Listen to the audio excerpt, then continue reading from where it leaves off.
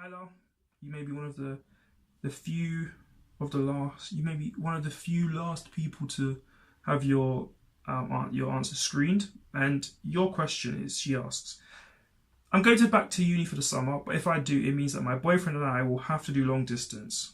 What ideas do you have for us to keep having date nights, even though we won't be able to see each other? My suggestions to you are movie night. Now, if you've got Netflix or Amazon, actually, I'm not sure about Amazon, but Netflix is definitely a reliable one, the one I've used before. Just go on, choose a film that the two of you want to watch. Again, the same argument that you always have if you're together of what film to watch, you'll have it again.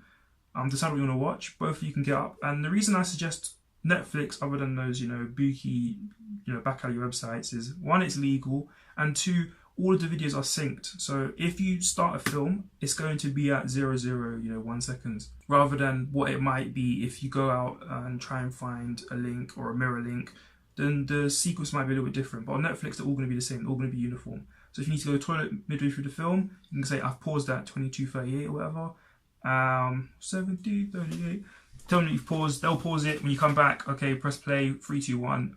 You both press play at the same time. Hit the space bar. The video plays. I'd also recommend that you throw in the obligatory phone call at the same time, just so you know that the phone calls are synced exactly, so you're not missing a second. Not one of you is going to be 10 seconds ahead of the film. One of you is not going to be behind. You can just go do you call, sign a video, and then pause it and you're not watching. It's just something that you can do. Another one is game night. If you guys are gamers, or if both of you have a PlayStation or an Xbox, or even on Steam on a PC, you guys can download games or play against each other at the same game. When I moved out from home, my brother and I, we didn't see each other for a few months, but it meant that we couldn't play games together. And one thing that we did is that we thought it would be a great idea is just play each other at FIFA. So we have semi-regular FIFA matches. Sometimes we go on GTA Online. And I've actually been on GTA Online with couples, and one of them's the girl, one of them's the boy. Both do Bonnie and Clyde. They hold up the stores. It's fun. It's fun to be, to see that, and it's just fun to be a part of it. Like, just be, and you can both have the headsets in, so you have a conversation at the same time. It's a great alternative. If you don't have access to a PlayStation or an Xbox, jump on iMessage. If you guys haven't been playing pool all this time, I don't know what you guys have been doing, but another alternative, if you're one of the Android gang, you can just download mini clips pool and play each other at pool. Just add the friend, play each other at pool, play each other at a bunch of games. There's even free games. There's free games on Steam as well. So if both of you have a computer, you can download a free game. Two of you can play at the same time. That's another thing you can do. Online shopping. If you guys have the means to do it, going online, shopping for things, show each other what you guys are seeing. Just keep it interesting. Look at what you're doing. Get each other gifts. There's no harm in buying someone something just because you're not there. They will still enjoy it. They will still reap the rewards of having the gift. It's just something that you can do from a distance. Something nice you can do from a distance. Another one is actually having dinner together. Now you're like, what are you doing? I just said long distance, but you guys can, prepare these in advance. You can say Thursdays your meal together night or whatever Saturdays. Now that you're apart, it doesn't have to change. You can if the ability is there anyway, to say what you're going to eat later on today. The two of you can then plan your meals accordingly. So you're both eating chicken and chips. So you're both having fish and chips, or whatever. You're both having soup. You're both having great meals. Both having steak and potatoes. So you both have a roast. The other kind, then it's a nice thing that you could do from a distance, that you guys are kind of together. It's nice if you're a sentimental bunch.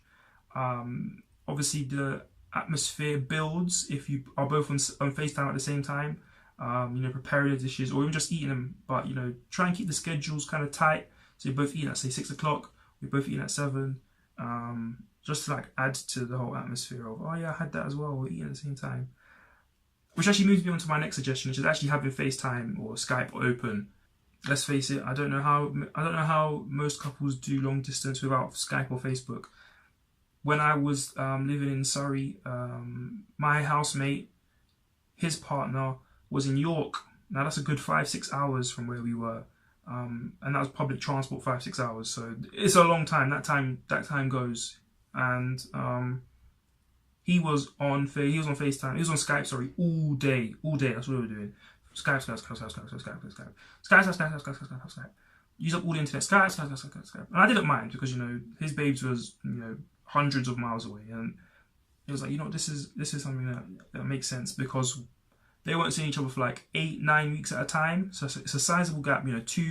Just over 2 months between visits, and it's not bad, but when you're both busy, that's draining. And they were doing everything together. They were doing assignments, and when I asked him like, how do you actually feel being on FaceTime all day, but not being able to see him? So it's a lot easier to deal with the fact that they're not there because it's like they're there. So you can Skype throughout all of this. I mean, yes, movie nights, they'll be there on the phone. Yes, if you're gaming on a games console, you can have the headsets connected in. I mean, I know for a fact PlayStation comes with an audio microphone and earpiece, so you connect to the party, you guys will be talking. But yeah, that's my suggestion. My 6th suggestion, I think it is, diary emails. What's a diary email? Well, basically you write an email in the form of a diary letter to your partner. And yes, you guys will probably be talking all day. You'll be texting back and forth. But these things can go into this email that you're not saying. Because let's face it, convo flows. Things come off your mind. They move on quick. Something might be happening during the day. You can just talk about it in this email. You just talk about the things that you want to talk about and tell them. It could be how you're feeling that day, what's been going on, future plans, things you've been thinking about. I mean, let's face it. We have to balance out paragraphs from between the I'm upset with you, you're annoying me, I think you're POS, and lovey-dovey. There has to be a middle ground, because a nice paragraph is a great thing to read. They make you feel good, and if they make you feel good, we have reasonable grounds to believe that they'll make your partner feel good. So send your partner a diary email. It's not gonna hurt. It doesn't take too long. I mean, you can work on it all day, really, and work on it again the next day, because something new is going to be happening every day. Even if nothing's happening, just sending them a random email is an alternate form of. I apologize. It's an alternative form of talking to them. So keep that in mind. And my last suggestion is, sending them the traditional love letter, sending it in the post, William Shakespeare style, Romeo and Juliet style. It'll be a great way to just break up waking up, going downstairs. You check the front of the door, and there's letters there. You pick up, Bill. You're like, what? What's this? This is a letter with a stamp handwritten. I think I know the handwriting. I'm not too sure. Let me open it. And you open it. Oh, it's from my babes. So those are my suggestions to you, Tyler. Movie night, games night, online shopping, eat at the same time, Skype, FaceTime, diary emails, and traditional emails. Not traditional emails, traditional letters. Can't go wrong.